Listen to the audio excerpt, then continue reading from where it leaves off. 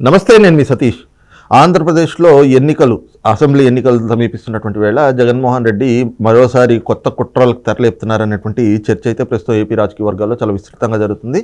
మరి ఏ రకమైనటువంటి కుట్రలు చేస్తూ ఉన్నారు, ఏ విధంగా ప్రజలను మళ్ళీ మోసం చేసేటువంటి చర్యలకు పూనుకుంటా ఉన్నారు అనేటువంటి అంశాలు మనతో చర్చించేందుకు ప్రముఖ రాజకీయ విశ్లేషకులు అంకమరావు గారు ఉన్నారు. సార్ నమస్కారం. నమస్తే అండి. సార్, ప్రధానంగా మళ్ళీ జగన్మోహన్ రెడ్డి ఎన్నికలు ఓట్ల రాజకీయం చేయడానికి, ప్రజలను మళ్ళీ మభ్యపెట్టేందుకు కుట్రలు చేస్తున్నారు అంటూ చర్చలు కూడా జరుగుతున్నాయి. అంటే ఏ రకమైనటువంటి కుట్రలు అవి ఏంటి? అంటే సతీష్ గారు ఇక్కడ ఒకటి గుర్తుపెట్టుకోండి, రాజధాని అమరావతి అంగుళం కూడా తరలించలేడు అతను, అది వాస్తవం.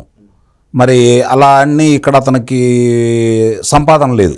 ముఖ్యంగా అతను ఏంటంటే రాజకీయం కూడా వ్యాపారంగా చూసుకునే వ్యక్తి అతను కానీ అతని మనుషులు కానీ. ఏది చేసినా కూడా మాకేంటి అని ఆలోచిస్తారు తప్ప రాష్ట్రానికి ఏంటని ఆలోచించారు. 4 సంవత్సరాలు 8 నెలల ఈ రోజుతో పోల్చుకుంటే 15వ రోజు. అంటే ఇప్పటి వరకు ఆయన చేసిన విధ్వంసాన్ని చూసుకుంటా ఉంటే ఆంధ్ర రాష్ట్రానికి గతంలో ఎవరు చేయలేదు, భవిష్యత్తులో ఎవరు కూడా చేయకపోవచ్చు కూడా. అట్లా జరిగింది. అంటే అన్ని అవకాశాలని ఆయన నిర్వీర్యం చేసుకుంటూ రాజధాని ప్రాంతం కావచ్చు, అలాగే అతను చెప్తున్నటువంటి 3 రాజధాని విశాఖపట్నం కావచ్చు, మరి కర్నూలు ప్రాంతం కావచ్చు, ఇవన్నీ చూసుకుంటా ఉంటే విధ్వంసానికి ప్రాముఖ్యత ఇచ్చాడు. బెదిరించి భయపెట్టి భూముల్ని స్వాధీనం చేసుకొని తన మనుషుల ద్వారా దాన్ని సొమ్ము చేసుకున్నారు. రమారమి ఇప్పుడు ఈరోజు ఈనాడులో వచ్చిన పత్రికలో వచ్చిన దాన్ని చూసుకుంటా ఉంటే 7,800 కోట్ల రూపాయలు కనపడతా ఉన్నాయి అధికారికంగా.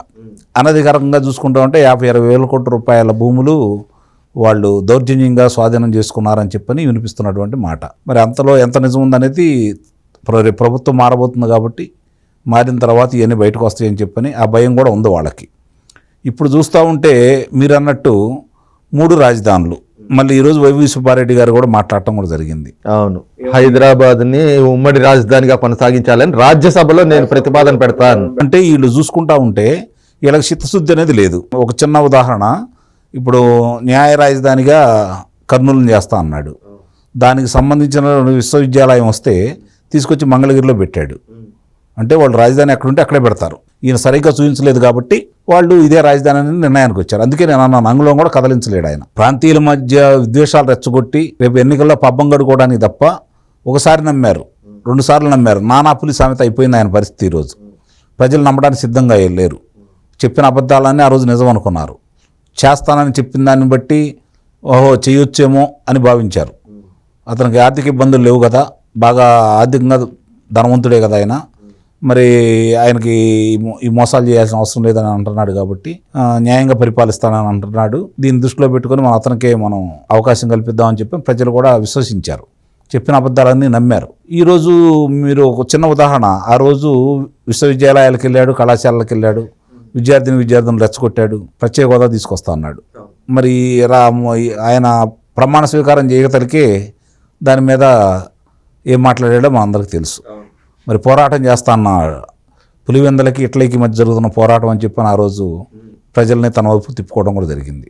సరే, ఎవరిది మంచిగా ఎవరి చెడాన్ని తీసేస్తే ప్రజలు ఆయన చెప్పింది నమ్మారు, అవకాశం కల్పించారు. ఈరోజు చూసుకుంటా ఉంటే ఒక విషయాన్ని ప్రజలందరూ కూడా క్షుణ్ణంగా అర్థం చేసుకుంటున్నారు. అంతకుముందు వాళ్ళు ఒక ప్రచారం చేశారు ఎన్నికల ముందు. సరే, అబద్ధాలు చాలా చెప్పారు. ఇంకో ప్రచారం ఏంటంటే బై బై బాబు. ఇప్పుడు ఆయన సొంత చెల్లెలే బై బై జగన్ అంటుంది. అంటే ఇక్కడ కానీ బై బై జగన్ అని చెప్పని అనేదానికి మళ్ళీ రావాలని చెప్పి వాళ్ళైతే కోరుకుంటున్నారు కదా, మళ్ళీ తిరిగి అధికారంలో రావాలని చెప్పని. కాకపోతే నాకు తెలిసిన సమాచారం ప్రకారం మళ్ళీ చల్లపల్లి జైలు వాళ్ళు రండి అని పిలుస్తున్నారు అనిపిస్తుంది. కాబట్టి అధికారం అనేది జగన్మోహన్ రెడ్డి గారికి కావాలి. ఎందుకంటే తన మీద ఉన్నటువంటి అభియోగాల నుంచి తప్పించుకోవాలన్నా కూడా ముఖ్యమంత్రి పీఠాన్ని అడ్డం పెట్టుకొని ఇన్ని సంవత్సరాలు కనీసం న్యాయస్థానాల గడప కూడా తొక్కని వ్యక్తి మళ్ళీ దాన్ని అలా కొనసాగించాలి అంటే ఆయనకు అధికారం కావాలి. కానీ ఈరోజు రాష్ట్ర ప్రజలకి తిరిగి వాళ్ళు స్వతంత్రంగా బతకాలన్నా, ఉద్యోగాల కల్పన రావాలన్నా, లేదంటే పరిశ్రమలు రావాలన్నా, మరి పట్టిసీమ ద్వారా కావచ్చు, పులిచింతల కావచ్చు, సంపూర్ణంగా ఇది పూర్తి చేసుకొని, పట్టిసీమ ఎటు పూర్తి అయిపోయింది, పులిచింతల చిన్న ఉండే అవి కూడా పూర్తి చేసుకోవాలి. పోలవరం అన్నిటికంటే ముఖ్యమైనటువంటి పోలవరం పూర్తి చేయాలన్నా కూడా, రాజధాని నవనగరాల నిర్మాణం జరగాలన్నా కూడా చంద్రబాబు నాయుడు గారు రావాలని చెప్పని ప్రజలందరూ కోరుకుంటున్నారు. ఇప్పుడు వీళ్ళు ఎన్ని మాయమాటలు చెప్పినా, ప్రజల్ని ఎన్ని నమ్మబలికినా, ప్రజల్ని ఎంత మోసం చేసినా కూడా ప్రజలు ఈయన మాటలు విశ్వసించే పరిస్థితుల్లో మాత్రం ఎట్టి పరిస్థితుల్లో కూడా లేరు. సార్, అంటే ప్రధానంగా ఈ రోజున వైవి సుబ్బారెడ్డి గారు చేసిన వ్యాఖ్యలు చూస్తే మాత్రం అంటే ఏంటి మళ్ళీ ప్రజల్లో విద్వేషాలు రెచ్చగొట్టో లేదంటే ఒక సెంటిమెంట్ని రాజేసి తద్వారా రాజకీయ లబ్ధి పొందాం అనేటువంటి ఆలోచన అనుకోవాలా, ఎట్లా చూడొచ్చు? రాజధాని విషయం ఉధృతంగా జరుగుతున్న సమయంలోనే 2023 ఫిబ్రవరి నాడు లాగి చెంపకాయ మీద కొట్టినట్టు ప్రజలు ఒక తీర్పు ఇచ్చారు. సతీష్ గారు మర్చిపోయినట్టున్నారు మీరు కూడా. శాసనమండలి ఎన్నికల్లో వీళ్ళు అనుకున్నటువంటి 3 రాజధాని ప్రాంతంలో రాయలసీమలో 2 జరిగినాయి, ఉత్తరాంధ్రలో 1 జరిగింది. 3 కూడా మాడు పైలిపోయేటట్టు ప్రజలు తీర్పు ఇచ్చారు. ప్రజలు చాలా స్పష్టంగా ఉన్నారండి. ఈరోజు ప్రతిపక్షాలను కలిసి రమ్మంటుంది ప్రజలే, చంద్రబాబు నాయుడు గారిని తిరిగి ముఖ్యమంత్రి చేయాలనుకున్నది ప్రజలే.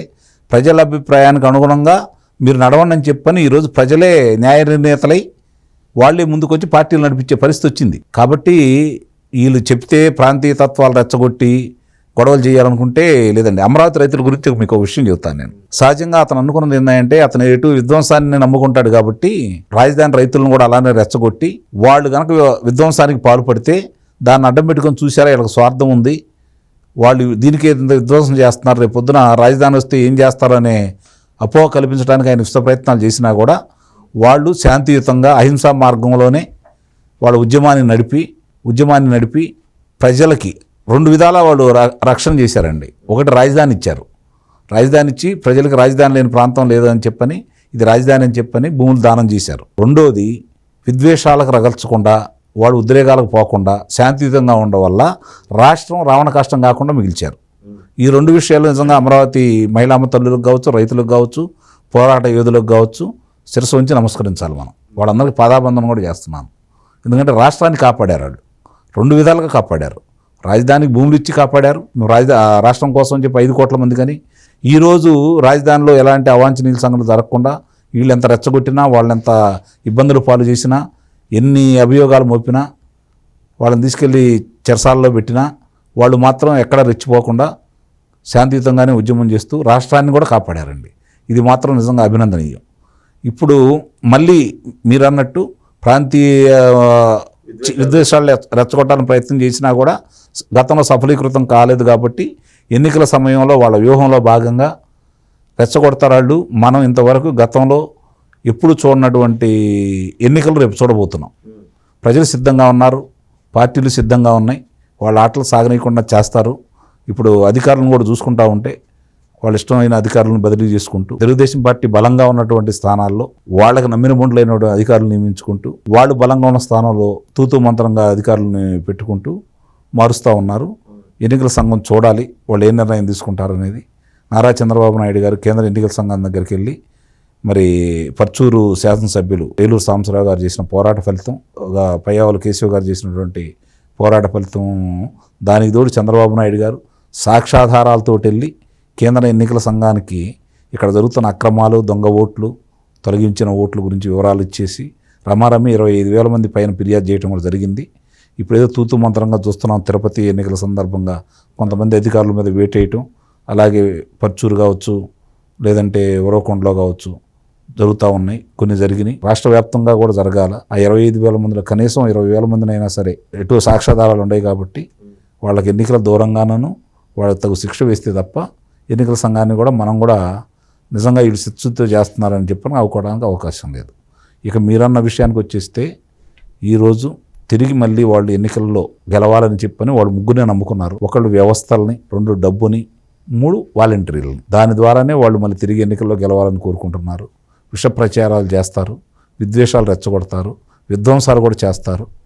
కానీ ప్రజలు జాగరూకులై ఉండి వాళ్ళని ఎక్కడికక్కడ అదుపులో పెట్టేసి తిరిగి చంద్రబాబు నాయుడు గారిని, కూటమిని అధికారంలో తీసుకొస్తారని చెప్పైతే నేను భావిస్తాను. రైట్, ఇది చూస్తున్నాం కదా. ఖచ్చితంగా ఎన్నికల్లో రాబోయేటువంటి తీర్పు తమకు ప్రతికూలంగా ఉంటుంది అనేటువంటి అంశం కళ్ళ ముందు కనిపిస్తూ ఉంది. కాబట్టే ఆ స్పష్టతతోటి ఈ రోజున మళ్ళీ ఎన్నికల్లో ఎలా అయినా ప్రజల్ని ఏమార్చి ఓట్లు దండుకోవాలనేటువంటి కుట్రలో భాగంగా సున్నితమైనటువంటి అంశాలను తెరపైకి తెచ్చి తద్వారా విద్వేషాలు రెచ్చగొట్టి దాని ద్వారా రాజకీయ లబ్ధి పొందాలి అనేటువంటి ఆలోచనలు జగన్మోహన్ రెడ్డి చేస్తున్నట్లుగా కనిపిస్తుంది అన్నటువంటి భావన అయితే కనుక ప్రముఖ రాజకీయ విశ్లేషకులు అంకంరావు గారు వ్యక్తం చేస్తూ ఉన్నారు. Thank you.